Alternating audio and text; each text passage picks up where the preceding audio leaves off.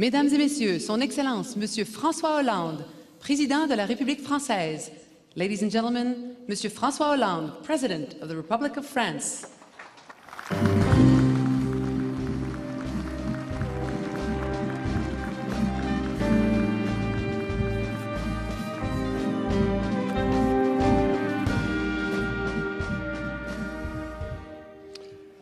Dans l'histoire, il est des noms qui ne s'éteignent jamais, parce qu'à eux seuls, ils résument l'éclat d'une victoire, l'ampleur des sacrifices, la force d'une amitié, l'émergence d'une nation. Vimy est l'un de ces noms.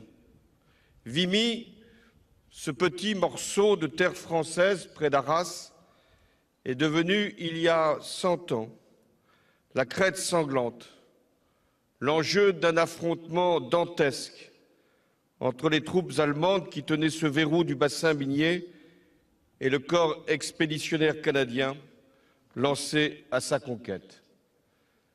Tout avait été minutieusement préparé pendant des mois par des soldats britanniques, australiens, sud-africains, néo-zélandais, indiens.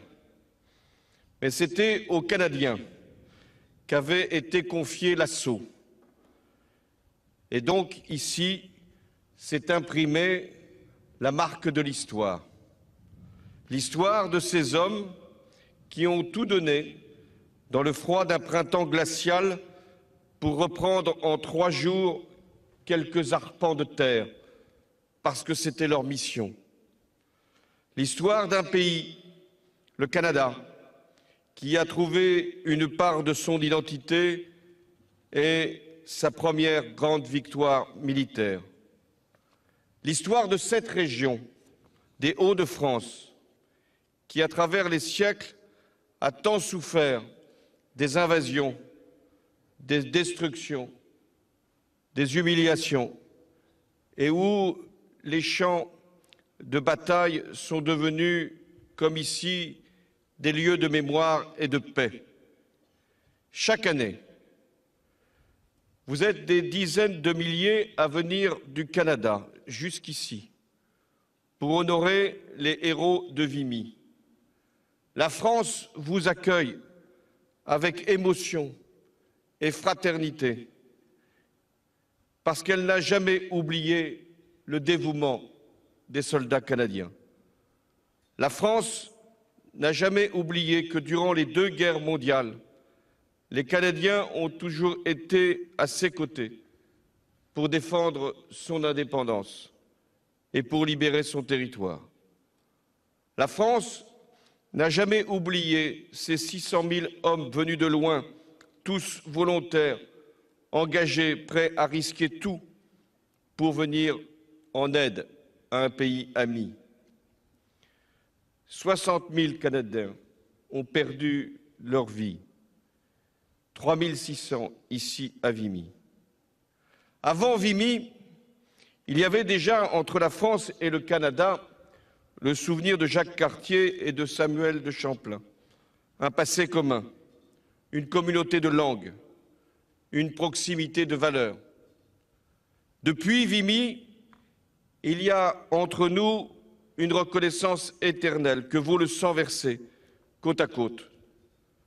Voilà pourquoi aujourd'hui encore, la France et le Canada se retrouvent pour faire avancer la cause de l'humanité. C'est ce que nous faisons quand nos pays s'engagent pour répondre aux appels des réfugiés du Moyen-Orient qui cherchent une terre d'asile loin de l'oppression. C'est ce que nous faisons quand nous condamnons les massacres chimiques organisés aujourd'hui par un régime criminel. C'est ce que nous faisons quand nous luttons contre le terrorisme, quand nos peuples blessés refusent de basculer dans la haine et dans le rejet. C'est ce que nous faisons quand nous œuvrons chaque jour pour faire reculer les discriminations, pour donner de nouveaux droits, pour que nos pays continuent à être des terres de tolérance et de progrès. Nous nous battons ensemble pour préserver la planète. Et c'est ensemble que nous avons voulu l'accord de Paris sur le climat. Il y a 100 ans, les héros de Vimy nous ont livré une grande leçon de courage.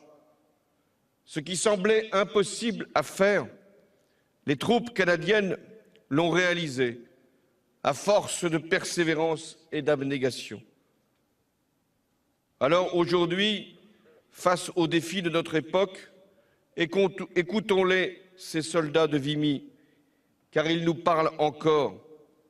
Comme Louis Aragon le disait, les revenants bleus de Vimy. Ils nous disent ce que peut la volonté humaine lorsqu'elle est correctement dirigée. Ils nous disent ce dont sont capables les peuples lorsque l'essentiel est en jeu. Ils nous disent que la paix est le bien le plus précieux et que c'est le plus grand mérite de l'Europe d'avoir réalisé ce rêve. Et c'était ce rêve, des soldats français, britanniques et allemands qui se combattirent ici dans les carrières crayeuses autour d'Arras et qui ne se détestaient pas, au point que l'un d'entre eux a pu laisser une trace sur les murs d'une carrière en disant ceci: « Je suis l'ennemi que tu as tué, mon ami ». Oui, les soldats de Vimy nous disent que le nationalisme ne mène qu'à la guerre et que le fondamentalisme à la destruction. Ils nous disent que l'avenir de nos pays est d'être unis, fraternellement rassemblés dans le combat résolu pour la liberté. Ils nous disent que l'histoire ne sert pas à célébrer le passé, mais à préparer l'avenir. Tel est le message de Vimy.